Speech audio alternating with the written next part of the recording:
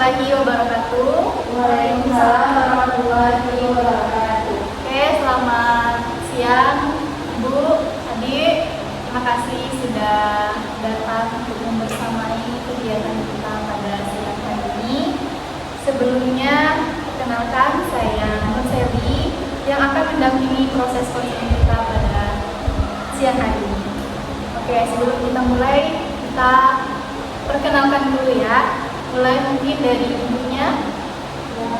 Perkenalkan, saya Sri.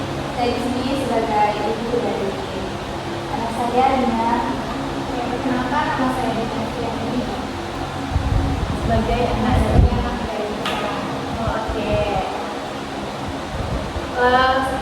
Kalian sudah kenal juga ya sama saya tadi sudah perkenalan. Kalian bisa panggil saya Ibu Selly atau Mbak ya. Oke. Sebelum kita mulai kegiatan kita pada siang hari ini, saya ingin menyampaikan beberapa hal penting dalam proses konseling kita pada siang hari ini, di mana setiap pembicaraan di dalam sesi konseling kita ini nantinya tidak akan disebarluaskan tanpa izin dari ibu dan adik. Terus juga saya mengajak ibu dan anaknya, ibu ini untuk saling terbuka nantinya di sesi konseling kita, menyampaikan perasaan dan pengalaman yang ibu rasakan atau adik rasakan nantinya. Terus juga yang ketiga, kehadiran di sini bersifat sukarela ya. Tujuan kita di sini bukan untuk menghakimi, tetapi kita mencari solusi terbaik dari permasalahan yang ibu dan adik hadapi sekarang. Oke. Saya akan berusaha sebagai konselor untuk mendengarkan keluh kesah dari ibu maupun adik.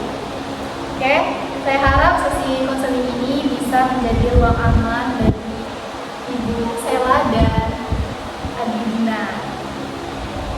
Oke, kita langsung saja ke mulai dari ibunya dulu ya. Saya tanya, tujuan ibu datang ke sini sebenarnya membawa permasalahan apa dengan anak ibu? Boleh dijelaskan sedikit? jadi ini Mbak, kan itu suami saya sudah meninggal, terus saya ini mempunyai anak gadis. Nah, jadi anak saya ini ada sedikit bandel karena pergaulan, terus itu karena lingkungan sekitar berbeda, jadi kayaknya agak terpengaruh. Jadi permasalahannya di sini anak ibu ini sedikit bandel. Ini bandelnya setelah kepergian ayahnya atau sebelumnya dia bagaimana? Kalau sebelumnya itu nurut Mbak sama saya, sama almarhum suami saya. Tapi setelah suami saya itu meninggal, anak saya ini jadi sedikit bandel. Malahan ini sulit sekali saya beri kayak nasihat itu, dia tuh mau menerima gitu Mbak. Gitu. Jadi permasalahannya tuh di anak ibu ini ya barangkali. Tapi mungkin nanti dari pihak anaknya mungkin ada juga yang mau disampaikan dari kepada ibunya mungkin ya. Itu dari adik sudah dengarkan penyampaian ibunya bagaimana. Terus kira-kira sebagai ibu perasaan ibu bagaimana melihat anaknya yang sebelumnya jadi anak yang baik mungkin kan, tapi karena pasca kepergian ayahnya dia menjadi bandel. Itu kira-kira perasaan ibu bagaimana? Perasaan saya sebagai seorang ibu, apalagi yang saya ini perempuan, remaja juga, jadi saya itu sedih Mbak melihat anak saya sekarang sulit diatur, terus dengan pergaulannya yang sangat bebas. Ketika saya memang tahu dia itu tidak mau menurut sama saya. Oke, baik. Ini dari pihak ibunya ya. Ini sudah dengar tuh. Oke, sekarang izin ya ibu untuk menanyakan kepada anaknya. Kalau dari pihak anaknya itu bagaimana?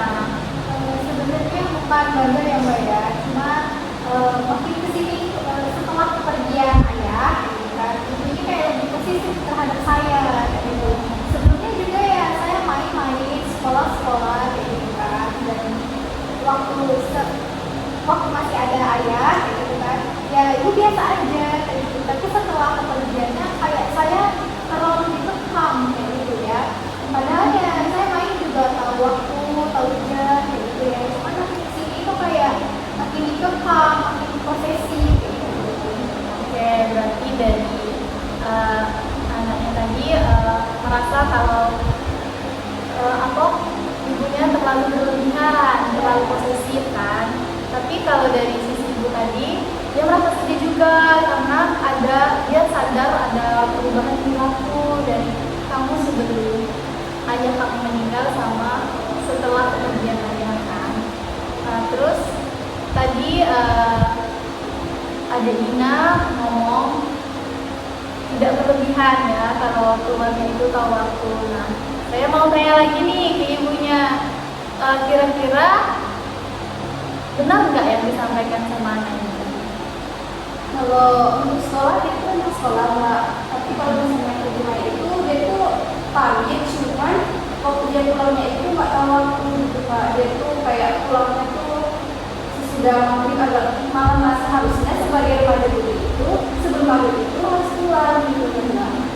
Saya udah kasih tahu ke anak saya, kan saya sebagai ibu apalagi suami saya udah nggak ada, jadinya siapa lagi yang ngasih tahu, menasihati anak saya, lebih saya sendiri.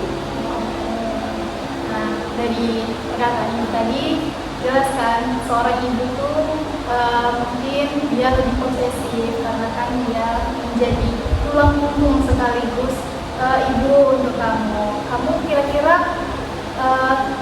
terpikir nggak sama kamu apa alasan ibu kamu lebih posesif terhadap kamu? Ya mungkin dari sisi kayak ibu kan sekarang udah sendiri juga di rumah, mungkin merasa kesepian gitu ya, apalagi saya sering pergi. Tapi ya saya pergi mandi itu untuk menghilangkan kejenuhan setelah kepergian ayah.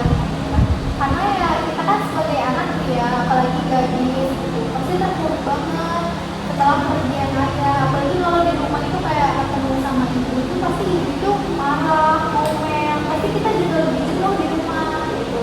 Jadi saya itu kadang kan ya main dulu gitu kan. Apalagi setelah kepergian ayah ini saya merasa kayak terpuruk kayak gitu. Saya biasanya apa-apa sama dia kayak gitu kan. Sekarang juga kayak di rumah itu gak ada teman kayak gitu. Sama ibu sering main, cuman kan lebih dekat sama ayah gitu. Jadi di lain sisi saya juga menghilangin rasa kesepian itu kayak gitu kan. Biasanya itu gak sepi di rumah, jadi saya itu main, tapi malah jadi kayak posesif banget gitu. Saya padahal kan saya cuma kayak ngomongin kejenuhan di rumah gitu. Oke, jadi dari sisi ibu sama anak ini sebenarnya tidak ada yang salah di sini ya. Terus juga kita tidak menghakimi yang mana yang salah yang benar. Tetapi kalau dilihat permasalahannya ini mungkin kurangnya komunikasi antara anak sama ibu. Padahal kan kalau apalagi tinggal berdua nih kan, harusnya mungkin lebih ke komunikasi lagi karena kan sama-sama kehilangan ibu, kehilangan sosok suami, terus juga anaknya kehilangan sosok ayah. Sebelumnya pernah nggak kayak saling komunikasi antara kalian, meluapkan perasaan kalian sesudah pasca kepergian suami sama ayah? Sesudah kepergian ini kami jarang berbicara kayak gitu. Kayak jadi di rumah ini sedikit aja kayak gitu. Memang komunikasinya agak lebih berkurang setelah kepergian ayah ini. Ini nggak pernah gitu terpikir untuk duluan ngomong sama ibu? Kalau saya enggak sih, biasanya saya juga sehari-hari di kamar, jarang keluar rumah. Oke, kalau dari ibu kenapa ibu nggak berusaha mengajak temannya ngobrol atau ada pendapat lain dari ibu? Saya sebenarnya sudah ngajak anak saya berbicara ya. Tapi kebetulan karena anak saya ini ya sulit banget untuk diajak ngobrol berdua, mungkin ya karena kejenuhan dia tadi.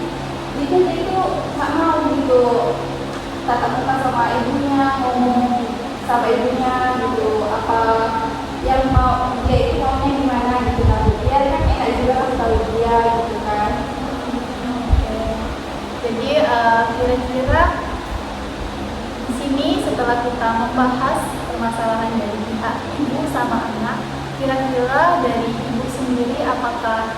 sudah memahami apa yang mau sama anaknya, supaya komunikasi kalian itu tetap terjaga, terus juga bisa saling mendukung kan, apalagi tinggal berdua lagi, siapa lagi kalau bukan kalian yang saling melindungi kayak gitu. Ada nggak Bu? Sekarang udah lebih kayak gimana tuh?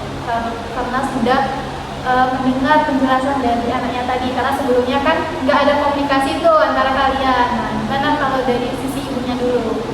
Kalau setelah kita makan ini, kita ini Mbak, saya jadi lebih tahu mengenai masalah kan sebelumnya tuh saya langsung kayak saya lebih nambah, jadinya kan nggak tahu gitu isi hati anak itu gimana. Jadi setelah melakukan kayak konseling ini, saya sedikit sudah paham maunya anak saya itu gimana. Oke, kalau dari anaknya gimana? Ya, Pandangannya? saya juga masih mungkin paham ya, sekarang posisi ibu itu kan juga dalam keluarga, jadi saya memaklumi hal seperti itu strategi posisi, karena kan saya juga tanggung jawab dia gitu kan. Dan ya, tapi saya nggak bisa tuh kayak langsung apa namanya kayak biasanya, karena kan dari sisi juga saya masih merasa sedih kehilangan sosok ayah kayak gitu kan. Tapi saya sadar sifat ibu selama ini itu kalau dia sayang ke saya kayak gitu kan, dia sayang, dia peduli, dan juga saya juga tanggung jawab kayak dia gitu. Oke, jadi ini sudah cukup terbuka ya komunikasinya. Semoga setelah ini nanti di rumah atau dimanapun kalian bisa saling melindungi, komunikasi satu sama lain. Kalau lagi sedih, anaknya boleh kayak ngobrol sama ibu. Terus juga kalau misal mau main, izin dulu, elo-elo. Terus juga kayak kalau ibu nasihatin tuh pikirin dulu apa alasan ibu ngomong kayak gitu, apa nggak ngebolehin itu ya. Oke, ada lagi yang mau disampaikan kira-kira ibu? Kalau sini sebelumnya Oke, mungkin nanti kalau ada keberlanjutan dari sesi konseling kita ini bisa kita infokan lagi ya. Ibu bisa juga menghubungi saya lebih lanjut nanti. Oke, mungkin hari ini cukup batas ini saja sesi konseling kita. Terima kasih kepada ibu dan adik yang sudah kayak mengikuti sesi konseling ini dengan baik dan kolektif juga. Tidak ada yang kayak bertengkar gitu karena beda argumen gitu kan. Oke, mungkin saya akhiri sampai sini. Wabillahi taufiq wal hidayah. Wassalamualaikum warahmatullahi wabarakatuh. Oke, sebelumnya boleh saling berpelukan dulu sebagai tanda komunikasi yang lebih baik lagi. Boleh? Oke. Oke, baik. Terima kasih ya. Oke, sekali lagi. Wassalamualaikum warahmatullahi wabarakatuh.